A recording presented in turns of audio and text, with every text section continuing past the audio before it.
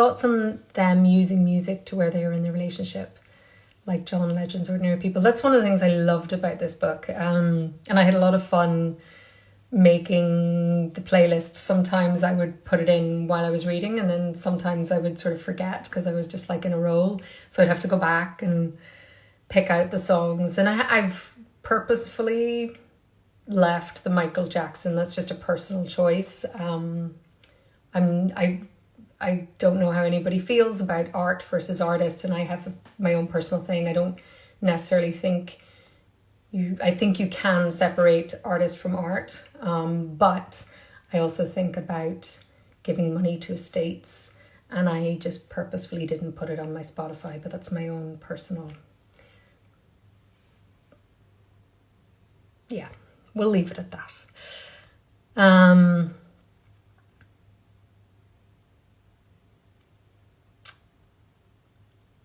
I think we're afraid of hurting the ones closest to us. Maybe why we don't or can't talk to those closest to us. Yeah, but I think, it's that thing of sometimes we fear hurting someone so much that we avoid the micro cuts, right? Instead of hurting them a little, that we try and avoid those little cuts so much that it just builds up, and that eventually one day you just slash out and then you've severed an arm. But I do think we end up hurting the people that we love the most, because it's inevitable. I mean, we get so much into each other's shit, and it's so entangled and messy, and you would never, I mean, I would never reveal my anger the way I sometimes might do with anyone other than the person that I'm most in love with and intimate with,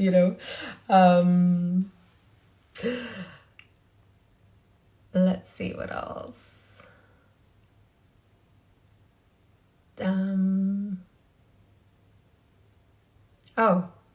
Somebody was trying to tell me how to use this thing. You can use the question mark down the bottom to see if there's more questions.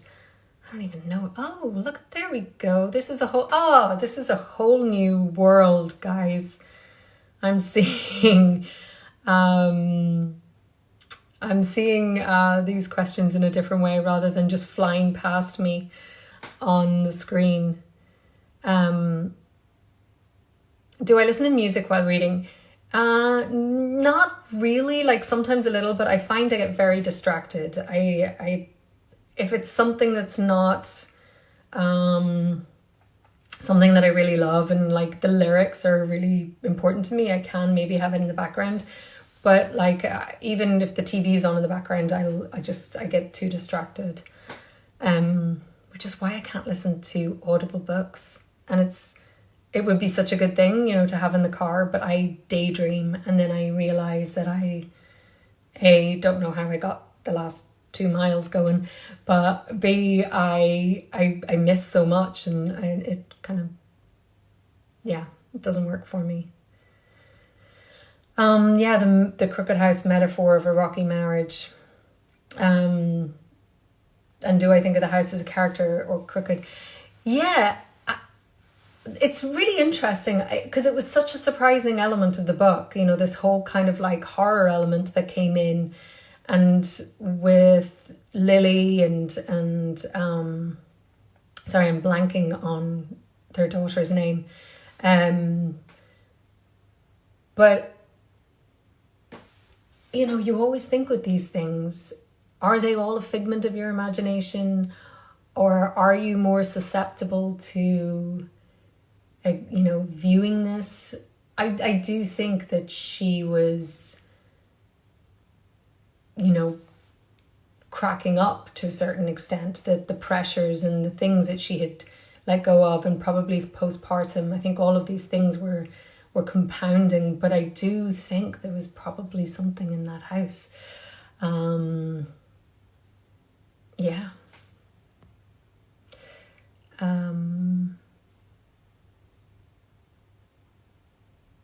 what are my thoughts about relationships affecting your identity, both spouse and children? Well, I don't have children, so I can't speak to that. I do think when you connect your life with another person, and you know, I've had a few long-term relationships in my life, I do think there is a certain, and I used to be bad at this when I was younger, and I think I spent a couple of years in my early 30s single, and it was the best thing I ever did for myself, because I think I used to lose myself in relationships, and I think that that's quite a common thing that people do. But I think because I had those years being single, I sort of was able to change certain patterns and habits. But anyway, I think it happens. I think in certain extent you have to make a compromise about a lot of things, right? Two people want to go down a road. One person wants to go that way, one person wants to go that way, and you have to figure out a way of going down this road together. But that doesn't have to be a bad thing. I think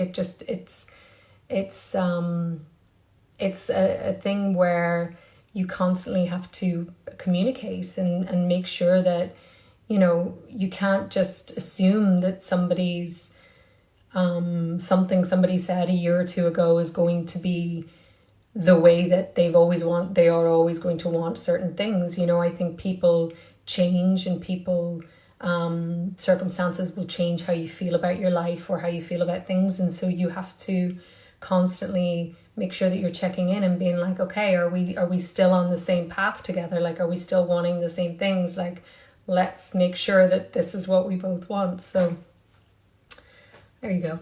That's my 2 cents on that. Somebody's asked me quite a few times what do I think of the title of the book. I like the title of the book. I think it is very much, you know, these are situations a lot of people can relate to, and I think that that's sort of the tragedy of it, right? That everyone in their 20s has these beautiful dreams for what their life is going to be, and it's not that. I think that the thing is to realize that your dreams have to change in some ways, or do they?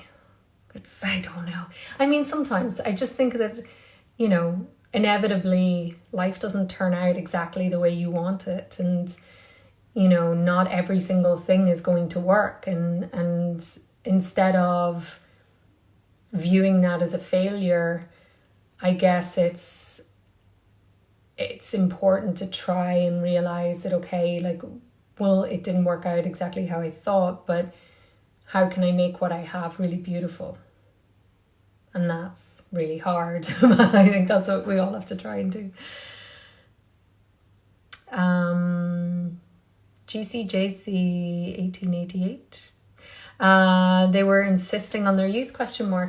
I mean, I think it's hard to let go of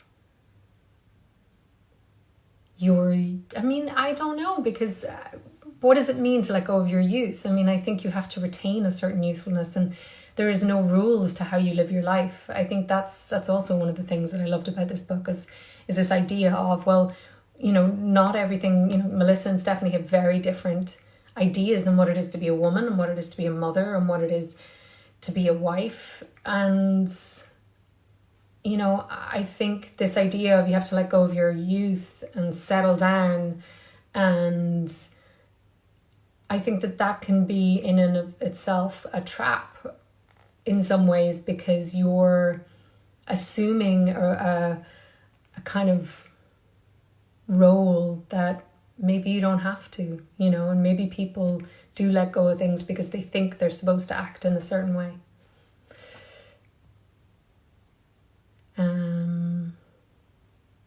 Okay, let's see. More questions.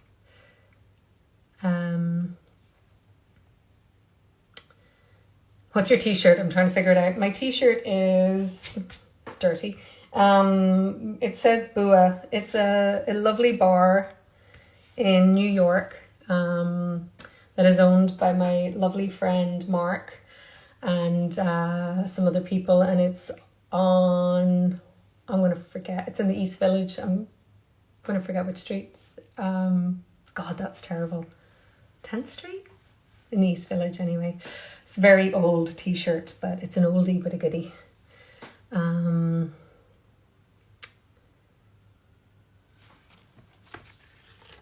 For the Loving of Glasgow said, I love the quote about relationships being like a diamond. They just need to be polished again. Yeah, I like that one too.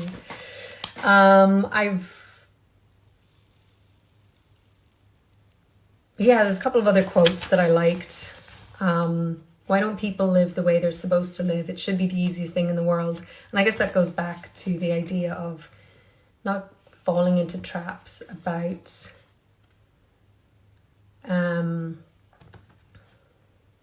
having to, like, I don't know, conform to certain ideas, I guess. What else? I thought the whole quote about football was very funny. How football, the reason, I mean, I like football, so I also agree with the fact that Hazel was like, women like it too. But the whole sex and football analogy I thought was quite funny, and I've got very itchy nose for some reason. Did I already know the author? No. I was, like I said at the beginning, I was in my bookstore. I love to just go and ramble in bookstores, and it's one of the things I'm missing quite a bit right now, but I love, especially when they've got staff recommendations or staff picks. Two of my LA bookstores that I'll give shout outs to, Spotlight in Los Feliz and Book Soup in West Hollywood, have always great staff recommendations. And it was just something about the cover that really struck me and drew me in.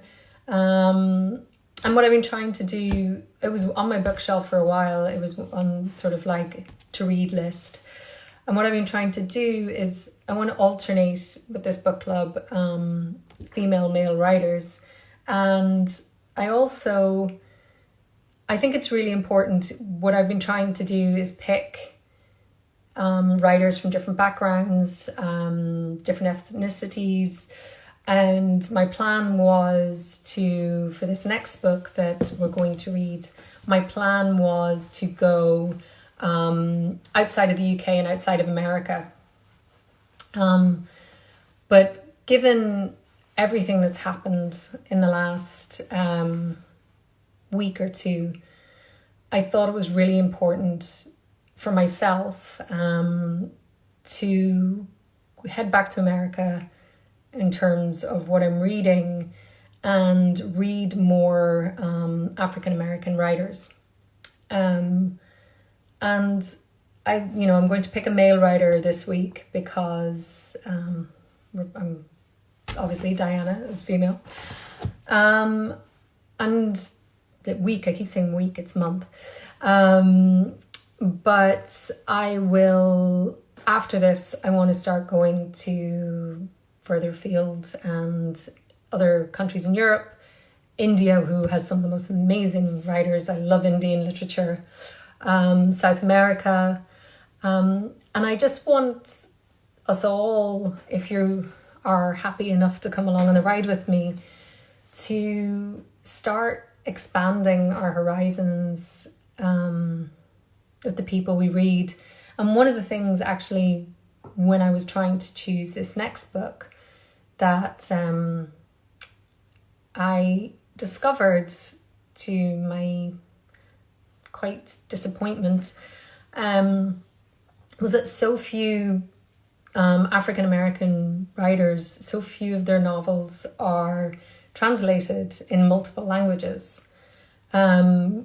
Most of them, if they were translated into Spanish.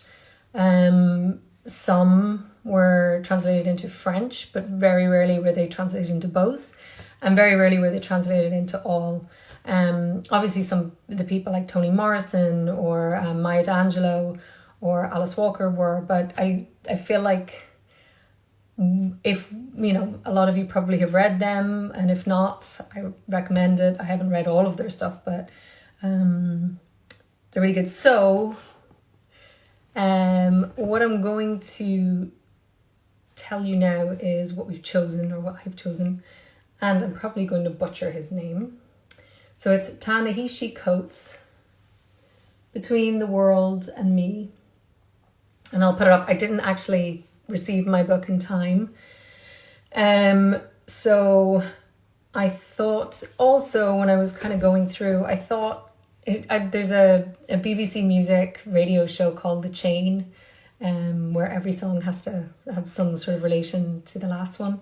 And I feel like because Ordinary People was somewhat of a companion piece to There's Something Wrong with Fleishman, I thought that this book is sort of a companion piece in some ways, at least I haven't read it yet, but from the description, to On Earth We're Briefly Gorgeous. That was a letter from a son to a mother, and this is a letter from a father to a son. So I figured that that was kind of a nice little connection that we could have. So I think that, I don't know, have you any last few questions for me? And do I know some Brazilian writers? This is the other thing, I love suggestions. So if you guys have suggestions for me, I am more than happy to write them in the comments on the next Instagram post. And we can do some chooses. Paul Coelho, he's Brazilian. I think I read all of his books when I was a teenager, or whatever ones were out. So let me see. Where is, sorry, everything's being very slow.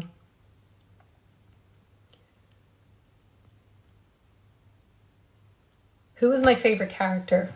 I suppose that's a good last question, maybe. Oh, James Baldwin, yes. Love, actually, he's amazing. Who was my favorite character? I mean, it had to be sort of Melissa. I felt like we got to know Melissa the most.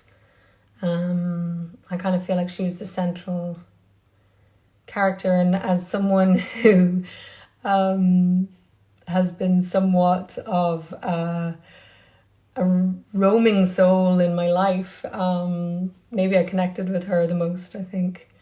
Well, yeah. So, I think, hello from Dubai, hello. I think that's it. These questions don't come up in like timeline. Maybe I can do that. No, don't want to turn them off. I just want them to come in as they're coming in. And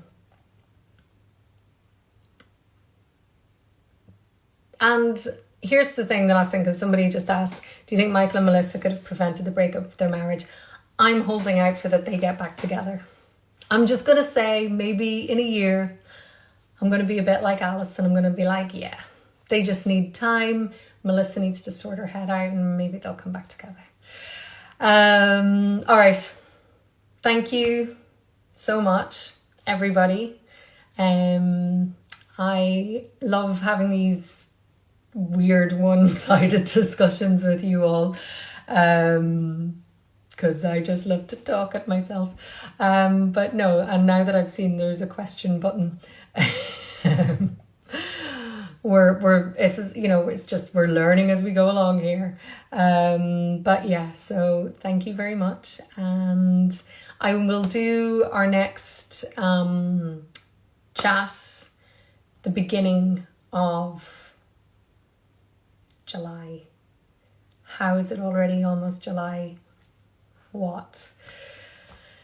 And